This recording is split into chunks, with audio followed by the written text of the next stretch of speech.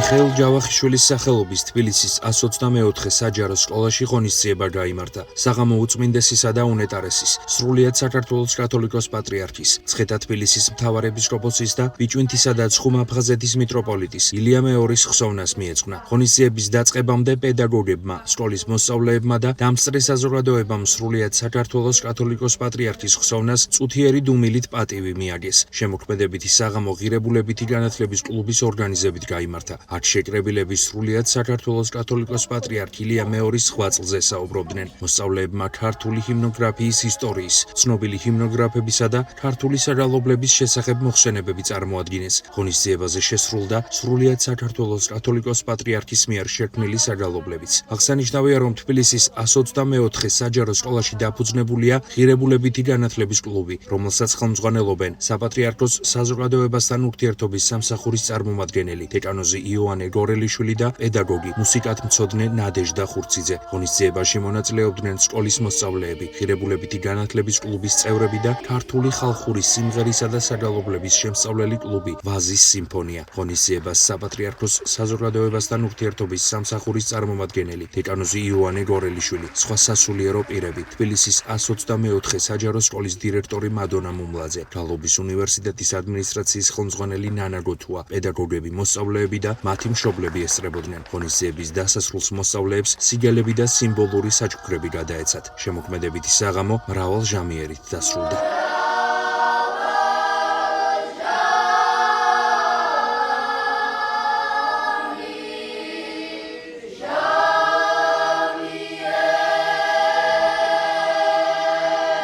მოგეხსენებათ, რომ სრულიად საქართველო არის აღძრული მისი უწმინდესობისადმი გამოხატოს პატივისცემა, სიყვარული იმ ზრუნვისათვის, იმ ღვაწლისათვის, რომელსაც მისი უწმინდესობა მთელს ეკლესიას, მთელს ერს უნაწილებდა. სწორედ აქედან გამომდინარე 124 საჯარო სკოლის მოსწავლეებმა გადაწყვიტეს, რომ მისი უწმინდესობისადმი მიეძღვნათ საღამო. ამ სკოლაში დაფუძნებული არის ორი კლუბი.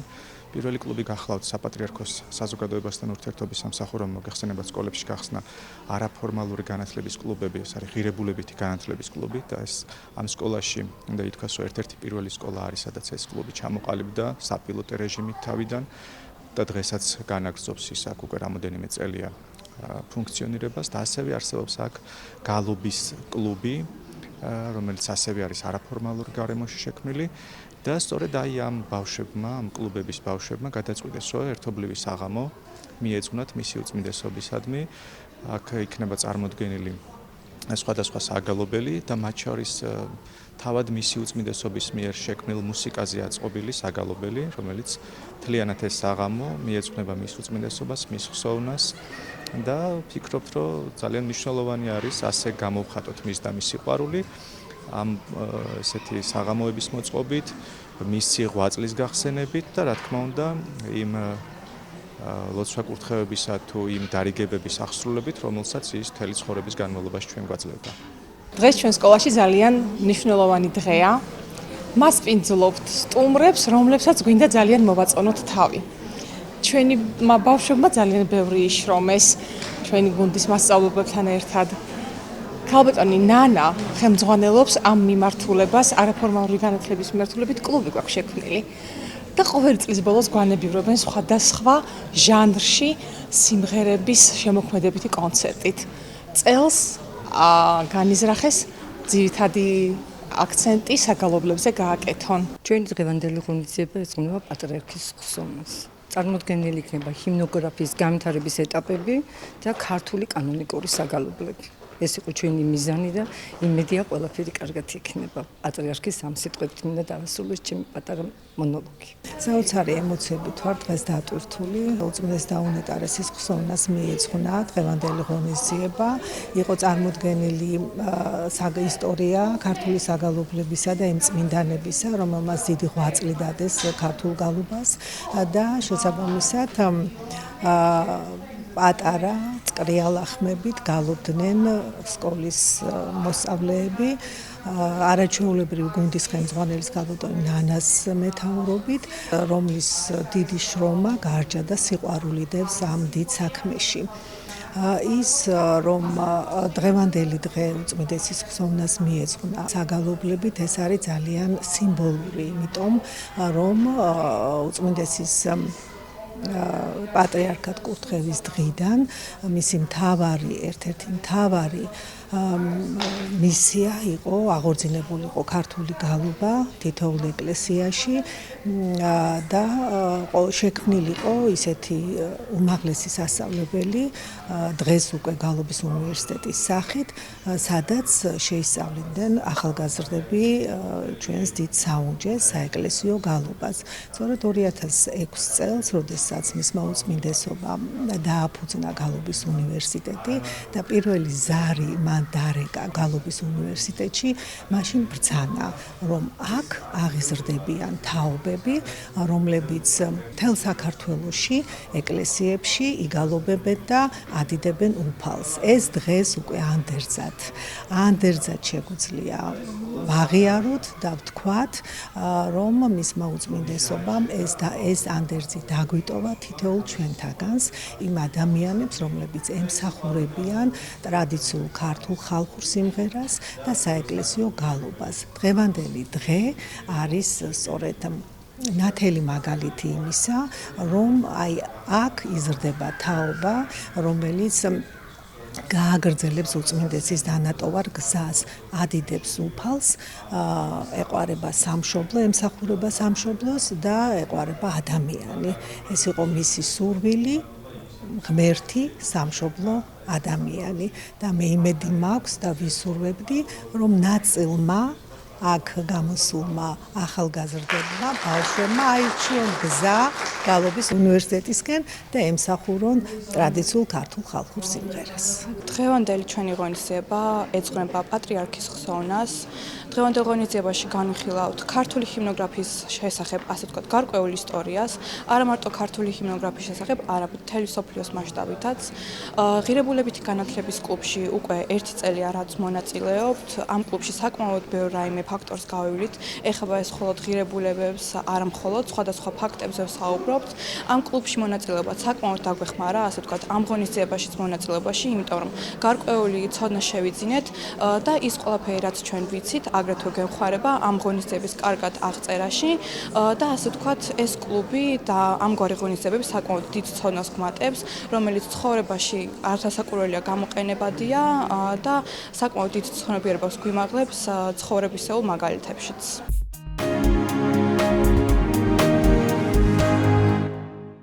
თბილისის სახელმწიფო უნივერსიტეტის ცენტრალურ ბიბლიოთეკაში ცნობილი მეცნიერის ოთარ ჯაფარიძის მემორიალური კაბინეტი გაიხსნა. ღონისძიება ზურაბ გაიპარაშვილმა გახსნა. უნივერსიტეტის ბიბლიოთეკის ხელმძღვანელმა დღევანდელი დღის მნიშვნელობაზე ისაუბრა. მემორიალური კაბინეტის გახსნის ცერემონია ოთარ ჯაფარიძის 100 წლის იუბილესა და ბიბლიოთეკარის დღეს მიეძღვნა. ღონისძიება ივანე ჯავახიშვილის დაბადებიდან 150 წლის თავისადმი მიძღვნილი კვირეულის ფარგლებში გაიმართა. როგორც ზურაბ გაიპარაშვილმა აღნიშნა, ოთარ ჯაფარიძის კაბინეტის გახსნა მიზნად ისახავს მისი მდიდარი სამეცნიერო მოღვაწეობის პოპულარიზაციას. ოთარ ჯაფარიძის პირადი ბიბლიოთეკა, არქივი და მემორიალური ნივთები მისმა ოჯახმა თბილისის სახელმწიფო უნივერსიტეტის ბიბლიოთეკას 2020 წელს გადასცა. ღონისძიების დასასრულს დაჯილდოების ცერემონია გაიმართა. ყველაზე აქტიური მკითხველი ამ ნომინაციაში გამარჯვებულ სტუდენტებს სიგელები გადაეცათ. ღონისძიებას თბილისის სახელმწიფო უნივერსიტეტის რექტორი ჯავა სამუშია, საქართველოს პარლამენტის წევრები, თბილისის საკრებულოს წარმომადგენლები, პროფესორ-მასწავლებლები, სტუდენტები და ოთარ ჯაფარიძის ოჯახის წევრები ესწრებოდნენ. დღეს თბილისის სახელმწიფო უნივერსიტეტში გაიხსნა ოთარ ჯაფარიძის მემორიალური კაბინეტი. ბატონი ოთარი გახდათ ცნობილი ქართველი არქეოლოგი, მეცნიერი, თბილისის სახელმწიფო უნივერსიტეტის პროფესორი. გარკვეული პერიოდი ის იკავებდა რექტორის პოზიციასაც და მისი ნაშრომები გამორჩეული სამეცნიერო ღირებულებებისაა და მე მინდა მადლობა მოვახსენო მის ოჯახს, რომ ბატონი ოთარის მემორიალური ნივთები, პირადი ნივთები განმოსცეს თბილისის სახელმწიფო უნივერსიტეტს და ჩვენ დღეს სწორედ აი ამ ოთახში განვალაგეთ ესო მასწავლად ბიბლიოთეკა ბატონი ოთარის და პარალელურად რა თქმა უნდა ის ნივთები, რომელიც მის პირად კოლექციაში და მის პირად საკუთრებაში იყო. თბილისის სახელმწიფო უნივერსიტეტი და მისი ბიბლიოთეკა ყოველ წელს აღნიშნავს ბიბლიოთეკარის პროფესიულ დღეს. წელს გამორჩეული არის იმითი, რომ ამ დღეს მიუძღვენით ორი ღონისძიება, ერთი გახლავთ ოთარ ჯაფარიძის ჩვენი ამაგდარი მეცნიერის ცნობილი პროფესორის აკადემიკოსის მემორიალური კაბინეტის გახსნა.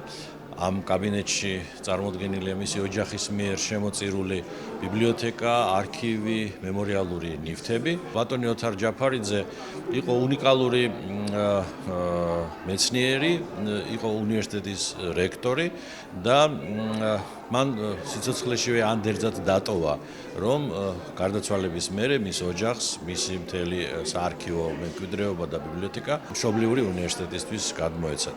ჩვენ რასაკვირველია ამას ძალიან ვაფასებთ. ჩვენ შეძლებს დაგვარად მგონია, რომ რუდუნებით მოვუარეთ, აღვწერეთ და გამოვფინეთ და შესაბამისად ის სამეცნიერო მიმოქცევაში უკვე შემოსულია, შეუძლია კითხვას, კვლევარს ისარგებლოს ამ არაჩვეულებრივი ბიბლიოთეკით.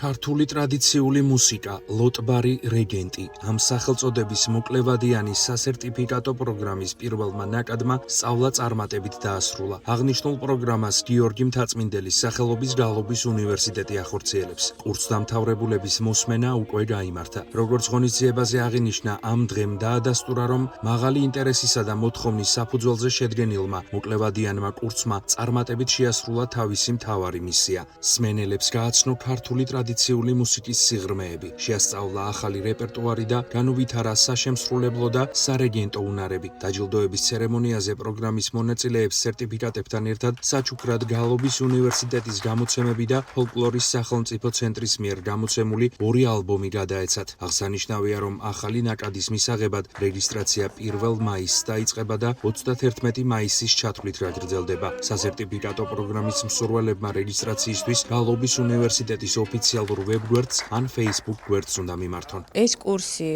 გახლავთ ორიენტირებული კვალიფიკაციის ამაღლებაზე ლოტბარებისა და რეგენტების.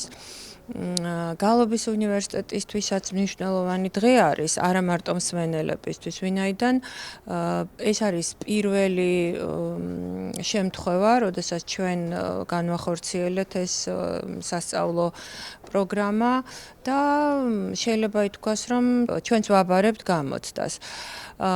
ზოგადად კურსის მსმენელების შეფასება არის რასაკვირველია ძალიან მნიშვნელოვანი, თუ რა კომპეტენციები შეიძინეს მათ, როგორი იყო სასწავლო პროცესის ასე ვთქვათ ადმინისტრირება, შინაარსობრივი ნაწილი პროგრამისა, მათი აზრიც მნიშვნელოვანია და ჩვენ აუცილებლად გავითვალისწინებთ, ჩვენ ვაპირებთ ამ მსგავსი კურსის გაგრძელებას შემდგომშიც და მათი შეფასება იქნება ჩვენთვის მნიშვნელოვანი და ფასეული, რომ გავითვალისწინოთ დაუშვათ კურსის გაუმჯობესების პროცესში.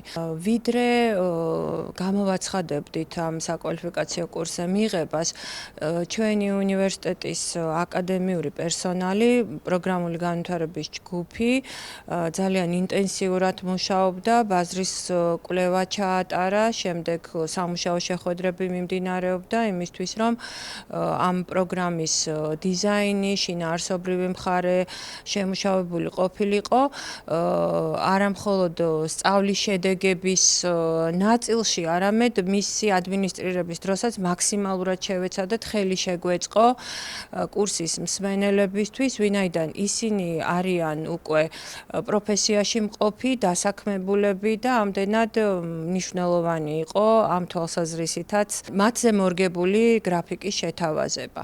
კურსის ფარგლებში ჩვენმა მსმენელებმა შეიძინეს როგორც პრაქტიკული გამოცდილება და აიმაღლეს კომპეტენცია ამ ნაწილში, ასევე ასევე ქართული საეკლესიო მუსიკის ისტორიის და თეორიის და ეთნომუსიკოლოგიის მიმართულებითაც გაიღრმავეს ცოდნა. მადლობა მინდა გადავუხატო გალობის უნივერსიტეტს, რომ მოგვეცა ეს შესაძლებლობა. ფუფუნება დღევანდელ დროში მოკლე კურსები გაიარო ამ მიმართულებით და ამის შესაძლებლობა მოგცა ზუსტად გალობის უნივერსიტეტმა და კიდევ ერთხელ მადლობა ამისათვის. რაღაცნაირად გვეგონა რომ მივიწყებული იყო ეს რაღაცნაირად ქართული ხალხური სიმღერა გალობა, მაგრამ კურსის გავლის დროს აღმოვაჩინეთ და შეხება გქონდა ურთიერთობა ისეთ ადამიანებთან, რომ შეიცვალა ჩვენი განწყობა ამ მიმართულებით და დავრწმუნდით, რომ თლად გადაშენების პირას არ არის ქართული სიმღერა და გალობა. ისევ პატრონი ყოლია და ჩვენც ვეცდებით, რომ გავაგრძელოთ ეს, ჩავდგეთ ამ კვალში და რაც შეეხება ამ სამთვეს უდიდესი ბედნიერება იყო ისეთ ლექტორებთან ურთიერთობა, რომ როგორებიც არიან მაგალითად ზურაბ კრიალაშვილი, ბექა ბიძინაშვილი, ალბატონი თათია ჩხეიძე, მაკა, არავინ არ მინდა გამორჩეს, უდიდესი გამოცდილება მივიღეთ მათგან, უდიდესი პატივისცემა მათ. ჩემთვის უმნიშვნელოვანესი დღე არის დღეს, რადგან უკვე გავხდი სერტიფიცირებული ლოტბარ რეგენტი გალობის უნივერსიტეტისა. განსაკუთრებულ მადლობას ვუხდი ჩემს პროფესორ მასწავლებლებს და ასევე ყველა გალობის უნივერსიტეტში ყველა არსებულ პიროვნებას და ყველა ხელმძღვანელს, ქალბატონ ანა გოთუას განსაკუთრებით და ეს ჩვენთვის ძალიან მნიშვნელოვანია, რადგან ჩვენ პრინციპში ყველანი ვართ ასე თუ ისე ზოგი ტაძარში ხელმძღვანელობთ გუნდს, ზოგს ანსამბლი გვყავს და ეს ჩვენთვის ჯერ შევიძინეთ ძალიან დიდი ცოდნა ამ მოკლე დროში, 3 თვე, საკმაოდ მცირე დრო იყო ამისთვის, მაგრამ იმდენად პროფესიონალი პედაგოგები გვყავდა, რომ ძალიან დიდი პროგრამა ავითვისეთ, ასე ვთქვათ და ჩვენ ეს გამოგვადგება, მომავალი თაობები გვყავს, ზრდით ამ მომავალ თაობებს და შევძენთ ამ ცოდნას და განსაკუთრებული მადლობა ყველას ძალიან ბედნიერი ვარ. ჩემთვის ეს კურსი ძალიან მნიშვნელოვანი იყო, იმიტომ რომ როგორც მოგეხსენებათ, მე პედაგოგი გახლავართ და ამ სამთვიანმა კურსმა მომცა ჩემ თავში გაღრმავება, ცოდნის, რა თქმა უნდა, კვალიფიკაციის ამაღლება, როგორც მასწავლებელს და აუცილებლად ამას გადავცემ ჩემს მოსწავლეებს, მომავალ თაობას და ამ სასწავლებლობას უსურვებ ძალიან უამრავ და ბევრ წარმატებას.